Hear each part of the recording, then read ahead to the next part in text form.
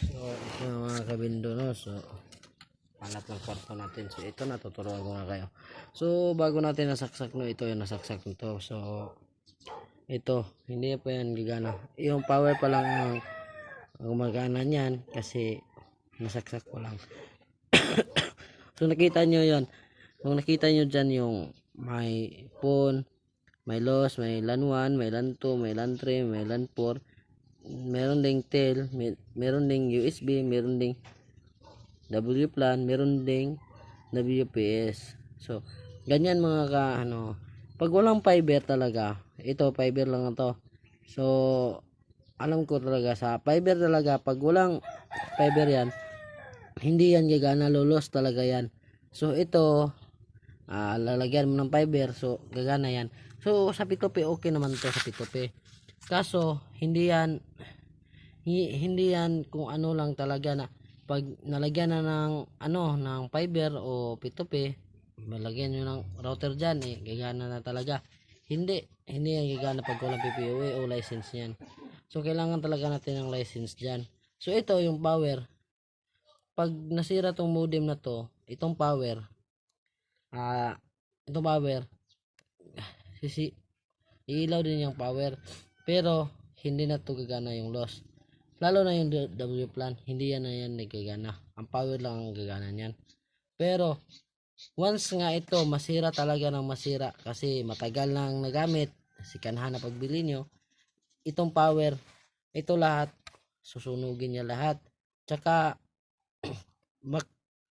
makaisipin nyo, bakit ang phone hindi umiilaw ang phone? Kasi ang phone na yan, gagana lang yan ang phone na yan pag P2P. Once nga P2P yung gagamitin natin, gagana yung phone na yan. Tapos, tanong ng iba, ano yung LAN 1, LAN 2, LAN 3, LAN 4? So, ganyan talaga ito sasabihin ko sa inyo. Yung LAN 1, LAN 2, LAN 3, yan yang, kung may computer ka, dito mo isasaksak yan, dito yan. Dito sa likod. Saksak nyo yan. Tapos, ano yan, tel? Yes, yung tel mga bindo, no? So, ang tel, ito yung tel, ang tel natin, ibig sabihin ng tel na yan, yan ang gagamitin natin kung sa TV. Sa TV, okay yun sa TV, pero yung iba sa computer, hindi yan gagana sa computer, mga kabindo. So, ito, USB, yan ang maganda, USB. Ganyan mga kabindo. So, dito, kung may computer ka, pipili ka lang dito sa likod kasi may LAN 1, may LAN 2, may LAN 3 naman yung nasa likod. Tapos, may USB rin dito. So, okay naman yung USB, kaso di ko alam kung ano ba yung USB kasi hindi pa ko yan pinag-aralan.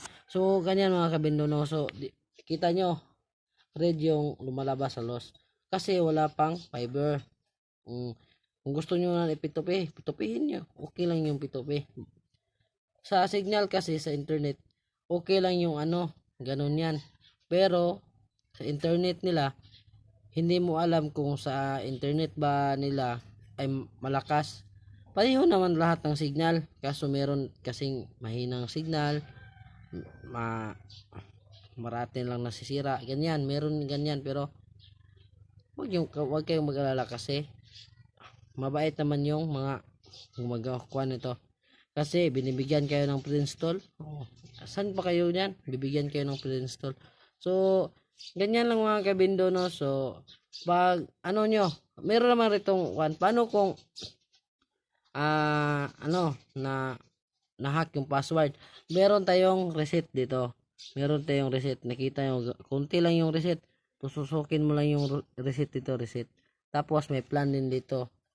Pag pinindot mo tong plan, hindi yan lalabas kasi wala pang router. Ito, pindutin ko. O, diba? Walang lalabas kasi wala pang router. So, dyan lang tayo mga kabindo. Good morning sa ating lahat. So, goodbye.